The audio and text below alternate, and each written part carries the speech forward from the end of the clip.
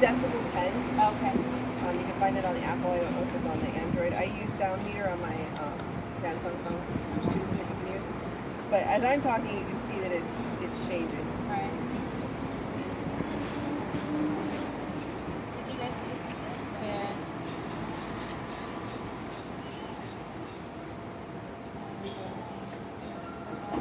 Right.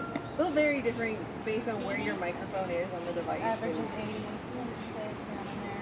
And items that are in there. And my average is, they just call it peak on this one. Right. So, and I like this one because you can actually click on this one and then email the data. Oh, awesome. And see what that is, and you keep it running. The challenge that I give the kids is to, on campus, find the quietest location and the loudest location. And then I turn it into, okay, you're building a town. Why do you want to put the library in the quietest place? Why do you want to put, the park and the playgrounds, and I can't use the term bar, but all the adult resources in the other area? Because I guarantee if I go on Mill right now, it's a lot different than it is Friday night. Because I've been here, it was a Thursday night actually, and it was crazy. Loud, and so the decibel level will be a lot different. Also planes, if you're in an area near an airport, you can do that. I always laugh because my house, which we had appraised when we bought it, they say, oh, you're in the flight path, so therefore I'm like, what? And I'm sitting around going, hearing thing. Like, they had a decibel meter and they stayed there long enough to hear it. So you can talk to the kids about different ways to do that. I'm also a science teacher, so I go in the depth of how the waves, the sound waves, and the different intensities and so forth.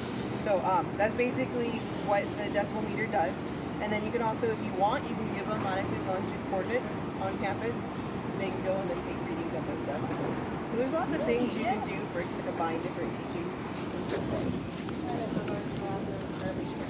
So there you go. Yeah.